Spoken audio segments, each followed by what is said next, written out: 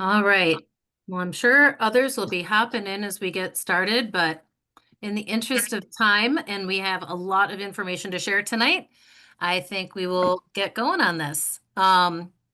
Welcome, everyone. This is our third session for the Beginning Care Farmer online series, and hope you're in the right place. It's fundraising strategies for your care farm. Probably one of the top questions that we receive at CFN is based around fundraising. So we really hope that this session you find helpful. We're going to dive into some very creative and practical ways to fund a care farm. And I'm thrilled to be joined by a special guest tonight, Nora Venezsky, who is the development director at Homesteads for Hope in New York. And she brings a wealth of real world fundraising experience for care farming to her job and to Homesteads for Hope. So we're going to be kind of moving back and forth and sharing information together tonight. Our webinar is going to last probably about 45 minutes or so. We are going to stay on and do some Q&A at the end. So feel free to hang out with us when that happens. We also love to know where people are joining from. So if you wanted to introduce yourself in chat, share your name and state, and maybe whether or not you're connected to a farm. Many folks here are aspiring care farmers, though. So finally, a quick note, this session is being recorded and we will send out the recording via email within a week, along with a nice resource list that we're putting together with lots and lots of shared links. Some of those you'll also be seeing shared in the chat tonight. Lastly, I just want to note that we are able to host the Beginning Care Farmer Series in part through a grant from USDA's Northeast SARE, and we thank them for their support. So with that, let's go ahead and jump in. Also, I should note, if you have any questions during the webinar, feel free to throw them in the chat. We will get to all of those at Q&A at the end. So this is a really big topic, and we've got just a little bit of time together. What are we going to cover, though? We'll kind of cover several key areas. Doing your research and crafting your vision even before you get to fundraising. The importance of establishing networks and the power of storytelling. We're also going to briefly discuss business planning. We're going to explore some funding sources for both nonprofit and for-profit farms. And then we're going to hear advice directly from a care farmer in the field. So by the end of this, we hope that you will have a lot of new ideas, a lot of new resources to either start or move a funding strategy forward. So where to start? This is the Beginning Care Farming series. So we start around what successful funding looks like. And a lot of that is about clarity, knowing who you are, knowing what you're building, and knowing why it matters. And so you can start by kind of grounding yourself in your missions and your values of what you're aspiring to do and letting those guide your next steps. Because when your purpose is clear, oftentimes opportunities sort of begin to align naturally. And your story really is your most powerful tool. So think about and reflect on questions like, what are my values? What is my farm's purpose? What are you going to offer? What impact do you want to have? Because again, when you're clearly articulating your why, even to yourself, others are able to start themselves seeing your vision. And remember, when someone feels emotionally connected to your story, they are far more likely to give generously because fundraising isn't just about money. It is about shared purpose. And when donors find or feel like they're really part of something meaningful, oftentimes that generosity follows. So what do we mean by storytelling? There are so many resources available, often for free. You do not have to do this storytelling alone. You do not have to be a professional storyteller. But from the internet to nonprofit development centers to other care farms to other care farmers to CFN, many of our resources, we suggest that you're going to look for guidance and tools that will really help build your skills and strategy around asking some of those core questions. So donors really want to feel like their support is making a difference. And your job is to show them how it does. So celebrate your supporters. You're going to share your impact stories or your ideas for how you'll make an impact. Expressing gratitude often, because when donors feel like heroes, they tend to come back again and again. So some of these questions on this slide, they're just designed to help you inspire, to help you paint a picture of what's possible and to show why someone should feel compelled to support or just even listen to your idea. So think about, what's the ideal headline from your farm in 1 year or 2 years or 5 years? And what's the dream for your community by making this larger? If you're successful, what changes would you see for those who are involved in your care farm? So just again, this kind of visioning practice really helps you speak from inspiration and not desperation.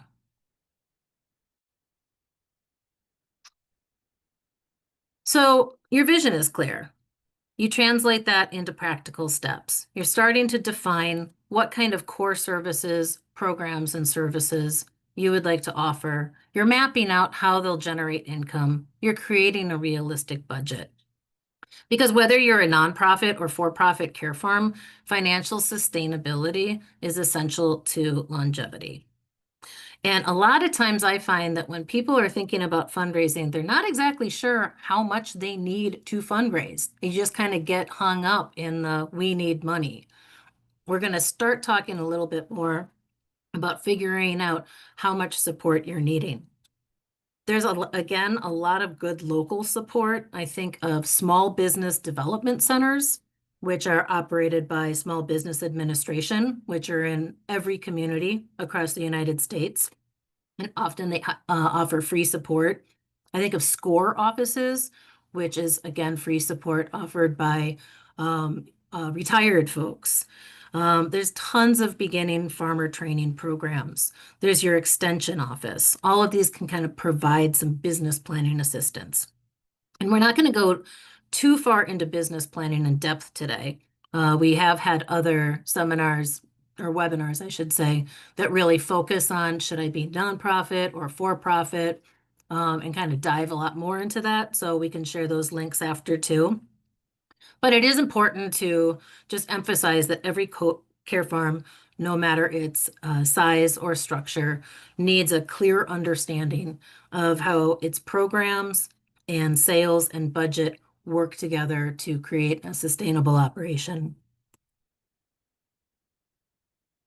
So funding can come from many directions. You've got loans, got grants, got creative ideas. Diversifying your approach and not relying specifically on one stream is really important. And I'm so excited to hear Nora speak about this because I know how well Homestead for Hope has really diversified. So you'll get to kind of see what we're talking about in action there. Really, the most resilient care farms blend traditional and unconventional funding sources.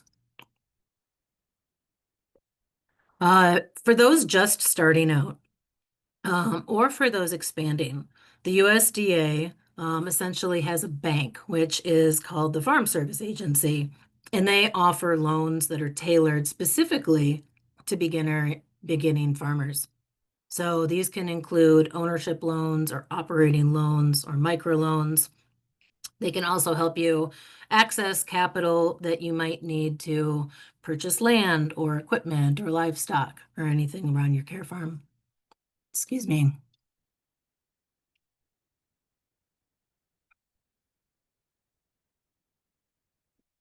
If you visit the Farm Service Agency, you'll see a number of their programs. If you're going to go in this direction or just interested in learning about what loans, you can find your local FSA regional office on the website, including the contact information for who you would speak with. They're all geographically based on counties throughout the US. And there's also a lot of agriculture-focused grants and microlending out there, again, from USDA programs to state-level initiatives. Kind of doing your homework to make sure that you meet eligibility criteria before applying is really important.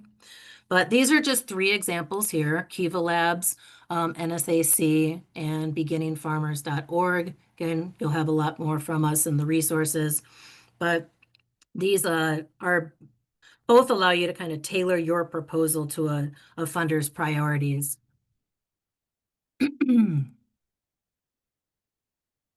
So for those that are thinking about going more of the for-profit route, when you might not necessarily be able to tap into tax-deductible donations, we have found a lot of care farmers find success with crowdfunding. It can be a really powerful tool for care farms.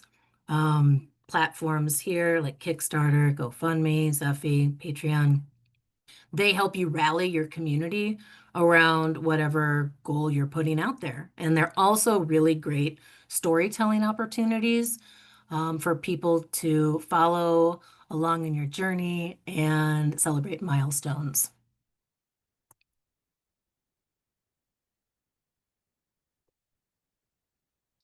I think I kind of messed my slides up because this is just another example of some of the agriculture-focused grants out there.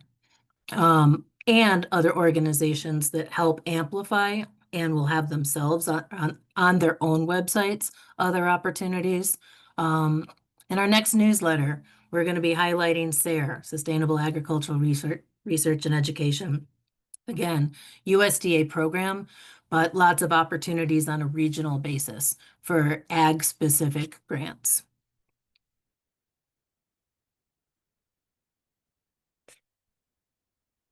So also, don't overlook your local funders because sometimes the best partners are right in your own community. You can look for county, regional, or state programs that support small farms, that support health initiatives, or things like social inclusion. The beauty about care farming is oftentimes a lot of funders' priorities aren't just ag, right? You can go in a lot of different directions to offer or to find support. And relationships with your local donors and businesses can open a lot of doors you might never know exist. Here on the left, we've got Hometown Proud. So for Kubota tractor fans out there, I think there's been at least 4 care farms, Homesteads for Hope being one of them, who have received funding from Kubota. I have this Lake Winds Organic Fund here, the Field Fund. I'm located in Minnesota. This is available only to Minnesotans, where you could get up to $5,000, and they have multiple farms that they choose each year. So again, local approach oftentimes works really well for finding your local support. So grant guides. I suggest that you bookmark guides like the Good Food Funding Guide, the Community Food Funders, Food Funder Guide, and there's a grant station here through Chronicle of Philanthropy. That's something that actually CFN uses. That is a paid $9 a month. I think we have to pay for that. But these are examples of guides that others are kind of finding grants available, compiling them in directories, and then sharing them out. So you don't have to go and find them all.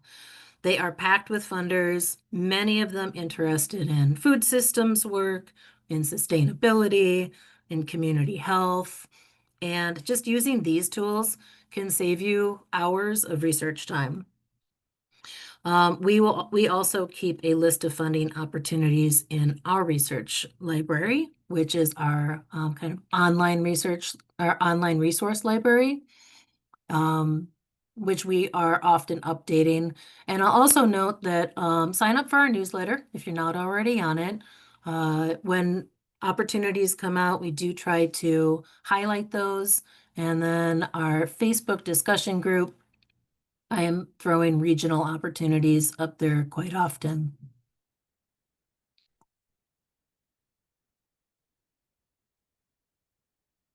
So I'm going to share just a few slides here with some grant writing tips. There'll be a link in the chat. Just this is a seminar that a workshop really that we held with our mentorship cohort, specifically beginning care farming mentees. And the goal of the session was to really help demystify the grant writing process and make it a lot more approachable for care farmers and community-based practitioners. Couple things that we chatted about. Oftentimes in a grant, you're going to be asked for things like a project summary. So these are just some helpful things to think through if you are new to grant writing, around leading with impact, keeping your writing really clear and concise, sticking to the most important details, and answering this question. And this can go for any kind of fundraising opportunity. What's your so what? Why is it? Why are you asking what you're asking for? And why does it matter? So you're kind of thinking of your project summary or whatever a grantor is going to call this as your handshake. It's short, you're leaving a really good impression. They understand what it is you are trying to accomplish. Oftentimes grants are going to talk about a problem or need. And this is where, again, you're going to tell the funder why you're necessary. And I find if this isn't strong, and if someone thinks, I'm just not seeing that this problem is that much of a problem, you're going to have a problem with getting your grant funded.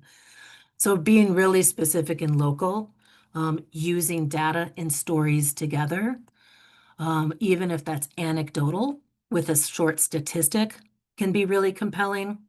And reading the evidence and the need. Doesn't take too long to look up some report, a survey, some kind of feedback that can help you make your case when you're writing a grant. And again, impact. I don't think we talk about impact enough in fundraising because impact really does show the change, what the change that you want to make. And really quick, I just want to talk about this output versus outcome. Because in grant writing, outputs are what you're going to do. For example, here, we'll host 6 workshops, but the outcome is the impact. That is the change that is going to result. So it could be that Care Farm participants will report increased confidence in farming skills. And just remember that when you're talking to a funder, writing a grant, oftentimes people are thinking more about the outcome than the output. So stow that away in the back of your mind. Center around people, not just numbers, even though data is important. And then make it measurable. When you're thinking about what it is you want to do, and you've told people about care farming and you have this idea, having just one little statistic, one number, one measurement of what would be successful. I will host my first pop-up this summer. That's something to measure. So think about some of those.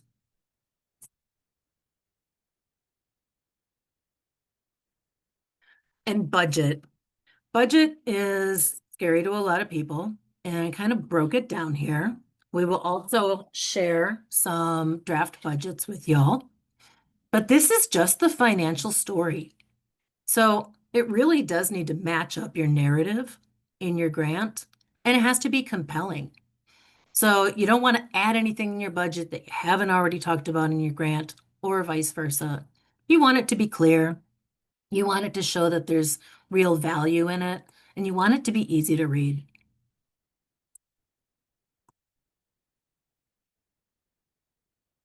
So that was the very quick down and dirty on grant writing. A lot more to say there, but again, we'll have a presentation for you to share. I want to get to in-kind support because in-kind donations, essentially what in-kind donations are goods or services instead of money. And they can stretch your resources really dramatically. So you can think of things like tools or soil, equipment. You can also think of services like tax help or marketing help. And a lot of businesses prefer and love supporting local farms this way because it's easy, it's visible, it's meaningful, and it really does build community goodwill. So this slide just shows how a care farm can keep a running list, either internally or even just putting it on your website if you have that, or on your social channels, telling people, highlighting the types of in-kind donations that you're looking for, making it really simple for those willing to donate.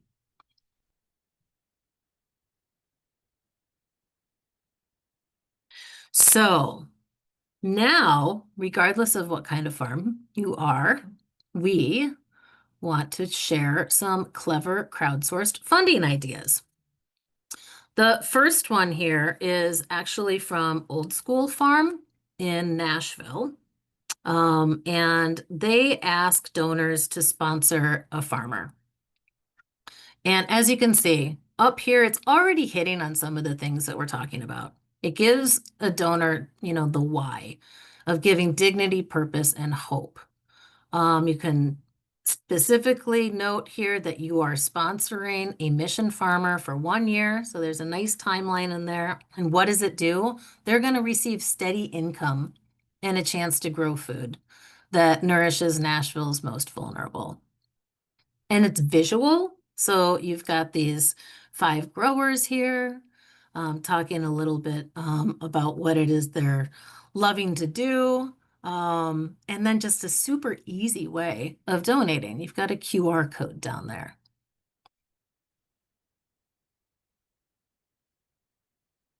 Other types of ideas. These were all kind of crowdsourced from other care farms. I went digging on their websites and social channels and found this is just kind of some of the stuff that people are doing. For those that have like a CSA, a mystery harvest box sponsorship. So giving a little bit of surprise there. Time capsule tree planting. I don't know. I did this in 3rd grade and I'm still wondering if anybody ever found my time capsule. Or planting a tree, putting garden space for your name event. Therapeutic build a tool nights. I thought this was neat. This is a farm that supports those struggling with mental illness. Had to have community members and their therapists like do this hands-on workshop where they're building. I think it was a birdhouse that I saw, plus a donation just to attend and do something fun. FarmFlix virtual tours or live streams, especially in the winter months. If you live in a cold climate, these can be neat. You can see the rest of them. Challenge and matching days, double down days, just kind of like, again, leveraging some of the support that a donor or business is given, even a healing path dedication.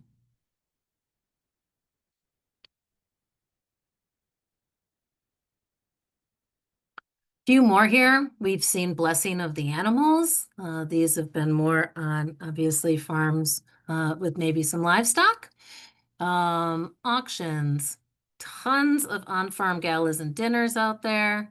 Adopt an animal, adopt a crop, a garden row or garden plot. Farm Olympics, a little something physical and fun. Also open farm days, tours, demos, workshops that people can come and support.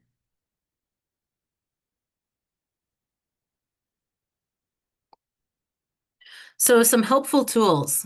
I know that Nora added to this list, but as you are fundraising, tools are there to help you out. So here are just some that could be beneficial depending on where you're at in your fundraising journey. Customer relationship management software, for those that aren't familiar with this, these are called CRMs. And this is essentially a software that allows you to often both collect donations as well as keep accounting of your donors and often be in touch with them. So, for instance, somebody donates online, they're going to get an automated receipt to their email that you can customize. And there are some out there that are not that expensive. The organization is the key. If people are giving, just make sure that they are receiving acknowledgement of their gift. Website builders, lots of them out there. Lots of people also offering some free in-kind website builds or maybe pro bono support. We already talked about the grant search database, local listservs. Again, here in Minnesota, my listserv is called Sustag, Sustainable Ag. I find so much information on it and can also share with other like-minded people. If you haven't found out about Canva for nonprofits, Canva is what is making this slideshow look nice. You can make a slideshow that does all these fancy things that I never knew how to do. I would not be able to survive without it. Nora, did you want to just chat about the others since you added those? Sure. Yeah. So TechSoup for Nonprofits is a great site that offers different tech discounts. So you can get very cheap, like QuickBooks or Microsoft Office Suite, different things like that. There's CRMs on there that you can get for discount. So it has a really great catalog of discounted technology. AI, especially for people kind of new to grant writing, is an incredible tool to help you. I use it all the time in my grant writing. It learns as you go too. So the more you tell it your mission and speak your language, the more it learns how to speak it back to you. And it can definitely help you match up grant priorities, come up with your outcomes and outputs and things like that. Obviously, formatting and checking over and reading and editing is very important, but it's a really great starting tool for grant writing, as well as coming up with appeal letters, all sorts of things. It can do pretty much anything. Google for Nonprofits is another free resource. You can get the whole Google suite for free as a nonprofit. And then Omnia Partners Opus is access to hundreds of competitively priced contracts from suppliers. So if you're looking for, it's kind of like the government contract rate for nonprofits. You can buy copiers, you can buy tools, equipment, furniture, things like that on that site. So just a few helpful resources to check out. Thanks. Yeah. And also, just I'll note, CFN is your resource, and we are here to support you through startup guidance, program development, and more. I already mentioned we have an online resource library, a beginning mentorship program, member gatherings where we kind of delve into a lot of this, the topics like this more in depth. And we also offer consultations and other ways of getting involved.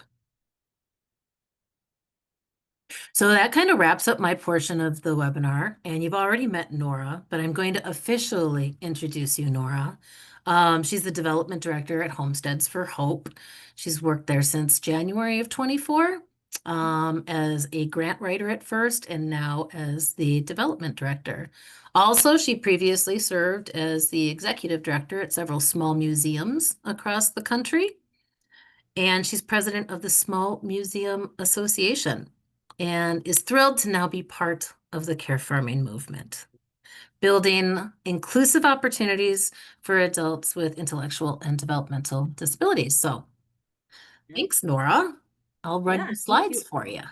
Yeah, perfect. So just a little bit about Homesteads for Hope. So we are a nonprofit. We are also a non-certified, therefore we don't get any state funding for the things we do. We are completely independent nonprofit. Some of our funding sources, so we use what in New York State is called the self-direction budget. So adults with disabilities get this budget to do recreational activities. And so that is part of the program fees that we collect. We also have lots of school partnerships that we charge for. We have earned income on produce sales. We do a flower U-pick. We have a farm store. And then, of course, we have our donors, grants, sponsorships, and all of the good fundraising stuff that we do. Currently, we serve 45 full-time apprentices in our programs throughout the week. But our community impact of programs, events, and services, we reach over 2,500 people annually. So We do lots of different community events like live music nights, CSA program, things like that. So we're quite busy. Um, Next year will be our 10th season on our farm. Although we were founded in 2013, that's 10 seasons on the farm. And we have a staff of 12 right now. All right. Next slide, I guess. All right, I'm just going to dive into some of the different ways that we do fundraising, sharing examples. At the end, I do have a QR code that links to a Google Drive folder that has all of these documents in them, so you have full access to all of that, as well as some additional things that I've just dropped in there. But annual sponsorships. So sponsorship is working with businesses in your community. Um, and this has kind of been a solution to us not having a ton of income in like January, February, and early in our year. Um, so this was a way that we figured we could build long-term relationships with local businesses, provide them with more marketing opportunities, and then build in volunteer days and other ways to get employees involved and kind of stay connected throughout the whole year. Um, so our annual sponsorship, say they give 5,000 at the beginning of the year, they're getting tickets to our gala, they're getting tickets to our music events. We have some special private events set up for them throughout the year. We're staying in touch with them. We're giving them a tour, things like that. They're getting marketing at our music events, any kind of events that we have. So we've kind of come up with this annual package where they're part of the whole season with us. And we're getting that money up front early in the season. So this was our first year doing it in 2025, and it was wildly successful. And we're only going to improve it for next year. So this is just one option. So next. So working on this right now is our annual appeal and year-end giving. So this is really going back to what Kate was talking about, personal stories, emotional stories. Really sell this.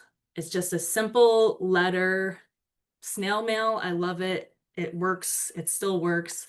You can also do email campaigns alongside of it, but sending a physical letter. But be really clear and direct with your ask. What can their money do with the mission? So you can see on mine, the what can your gift do? So it's like equating $100 can do this for somebody that you serve. And really show what the impact is. And then obviously show gratitude and partnership within your letter. So this appeal letter, we talked about, we have a culinary program, which is fairly new, doing a lot of farm to table cooking, but our apprentices absolutely adore it. They're gaining so many skills that are building their independence. And so just telling their stories in this letter. And I think we raised 50,000 on this one. So it was very successful for just kind of a simple mailer, a little bit of social media, a little bit of email, but pretty big impact on fundraising. All right. The gala. I hate galas. I think they're so much work. So definitely if you're considering a gala, consider the amount of time and energy that it will take you to put into it. Yes, there can often be a large return. Our Blue Jean Ball Gala was actually like a week and a half ago, so I am still like burnt out from this. We did raise over $175,000, which is incredible, but I probably worked 90 hours in the last 2 weeks, so there's also that. But within our gala, we did sponsorships, so we're appealing to businesses and individuals to buy like large tables. We have our general admission ticket sales. We did a silent auction, a live auction, a cash call, which is literally just asking people for money. So this year our cash call was everybody should have a seat, and we went all the way from $10,000 to having a seat on a tractor to $50 to having a literal chair in our program space, and kind of asked people to just give money, and we raised over $60,000. So cash calls are cool. And then we also did an art sale that was art made by our community that we sold for $20. Next. So this is just some of the other literature, kind of our sponsorship levels, our donation forms that kind of went along with the gala. But yeah, definitely if you're new and starting out, I don't recommend a big gala. I think building personal relationships and connections goes a lot longer way than trying to host a really big fancy party. All right, next. These are events that I love. So these are our donor cultivation events that we did this year, and just different ways to kind of really work on cultivating and building relationships. So we did two kind of donor cultivation events this year. So we did our farm tour and tasting event, which was in the spring, and we had our program apprentices kind of scattered throughout the farm, and we had a passport, and individuals went from person to person and learned about different aspects of our farm, and then they had a food and mocktail pairing at each station as well. But it really allowed our apprentices to show off what they do on the farm. It got them interacting with our donors, but also got people moving around the farm to see all the amazing things that we do. And then the Beneath the Brim was kind of a preview to our gala. This was a really easy event. We had a band that we paid for, and then our culinary program made some light appetizers, and we had some drinks, and we just hung out. We made some art, and we just talked, and I got to build some really amazing connections with our donors and just have conversations, and just take time to talk to people. And this is where you can engage your board and your staff, and any volunteers and kind of helping build these relationships. But other donor cultivation, tours. I love tours. Anytime I can get somebody out to our farm, they're in. The second they step on site, they are part of the organization. They love it. They see it. They can feel it. They have that energy, and they are just like, how do I get more involved? It sells itself. Care farming is incredible. I'm coming from museums. It's a hard sell. Care farms, not a hard sell. There's so many ways that we impact and can touch community, whether it's somebody that's interested in environment and farming, or it's the people that we're serving, or the community we're building. I mean, there's so many ways, the education piece of it, to kind of tap into different donor interests. Um, Call somebody that might be interested, have a lunch, take them out to lunch. We started building a new relationship with a local car company, and I took the woman out to lunch who was one of the owners, and the next day or like a week later, she drives a brand new snowplow truck and takes our bus and completely fixes it up, that this bus that had been sitting on our property rotting basically, fixed that up and brought us a brand new plow truck. And that was me taking her to lunch, and she paid for lunch. So one-on-one relationships, building relationships. I am also call and thank donors, pick up the phone. I know phones, most people hate picking up the phone, but if somebody writes you a big check, just give them a call, thank them. Maybe it's been 6 months, call them, check ins, just see how they're doing. You don't need to ask for money every time, just keep touching and building that relationship. Um, Send handwritten thank you letters. I handwrite on I might have like a template of like the donor thank you letter that I write, like print out for everybody, but there is always a handwritten note on that letter. I always sign that letter. Handwritten goes a long way, especially too on your envelopes. People are way more likely to open something that has handwriting on the front than just printed words.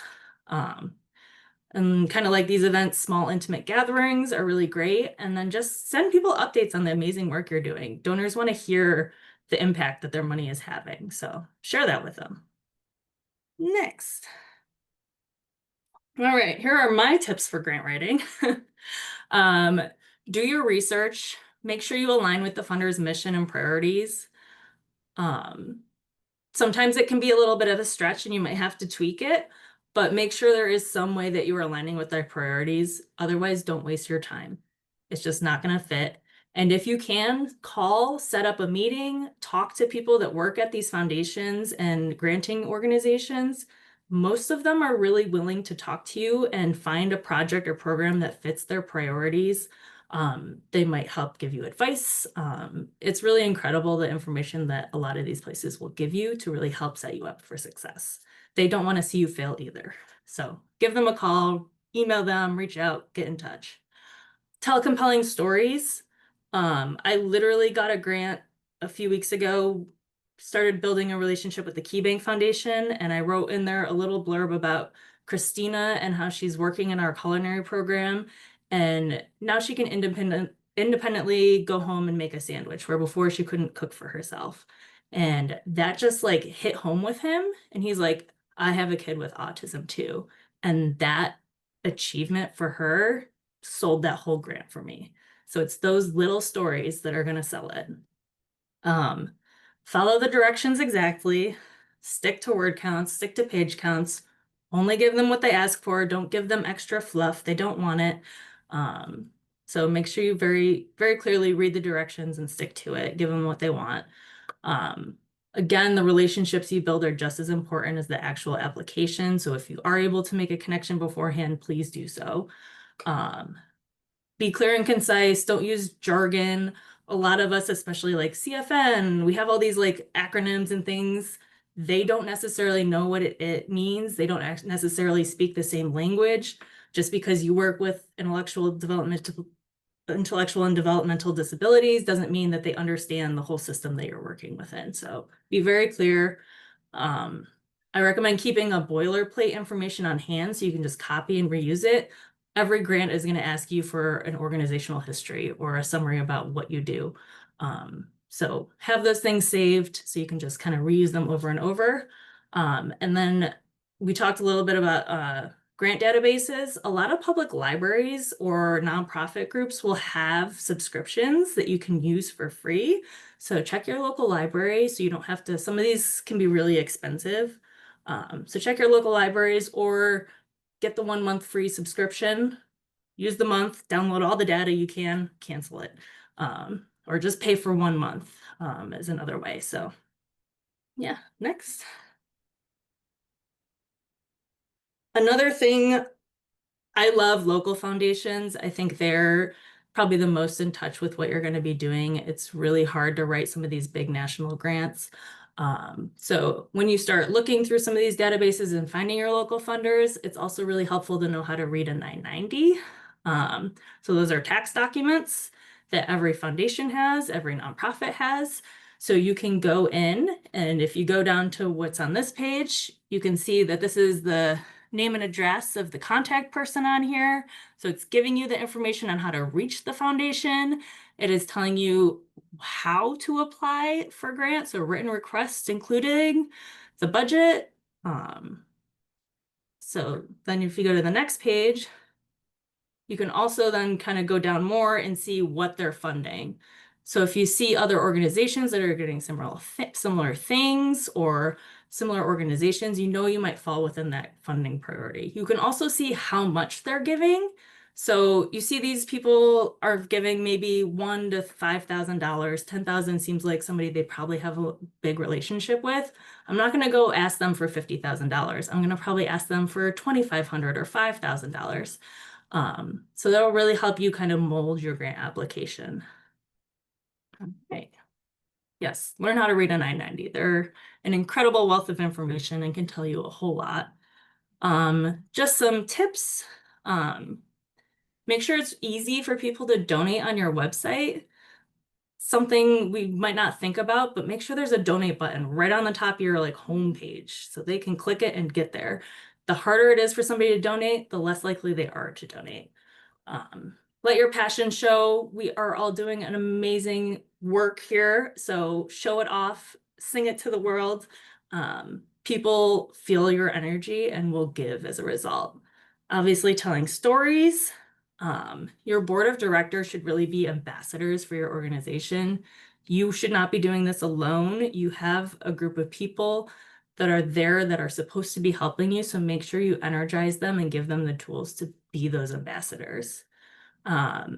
Tracking donations and using your CRM, like Kate was talking about, super important to keep notes on. So anytime I have a donor meeting, I come back and I type up a bunch of notes on like what we talked about, what their what vacation they were just on, anything that could be helpful to have a conversation with them the next time.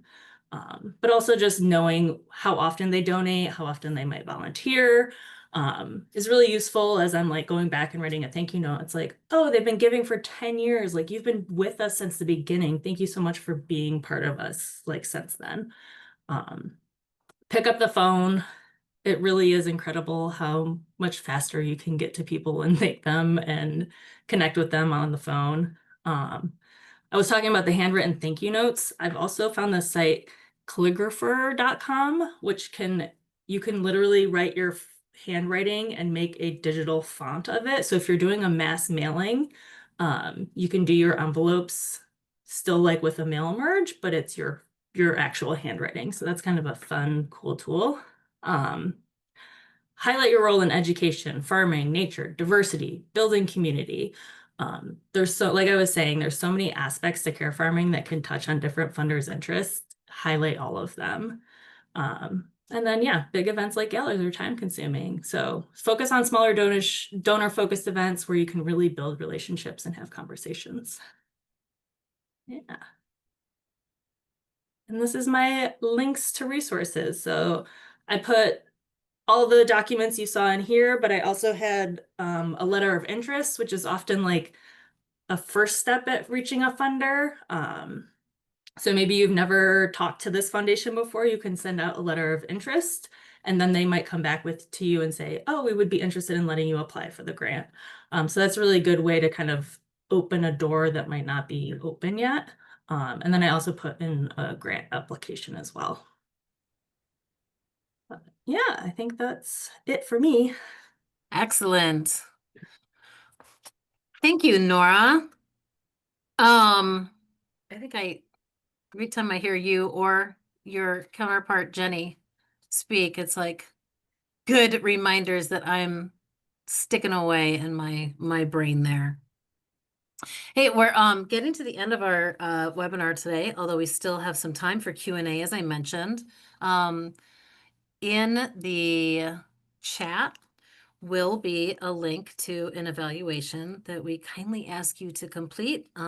It's really short, takes just a couple minutes, and helps fulfill our grant requirements that allow us to do webinars like this. I also just want to encourage everyone to stay in touch, and there's tons of, I mentioned the Facebook discussion group, signing up for our newsletter, lots of events happening online. Our Care Farming Network National Conference will be happening next year in February outside DC. Lots of wonderful opportunities to dig a lot more into this kind of work. We're actually going to be having lots of sessions there specifically for those new to care farming who want to do things like AI grant writing and all that stuff. Thank you to Nora for hanging out with us tonight and sharing all of your knowledge. And again, for anyone that wants to stay a bit longer, we welcome questions if you have them. And if you're going to hop off, I just want to thank you for joining us tonight and hope that you found this session useful. I'm going to stop screen sharing, and I would just ask for anyone that does have an idea, question,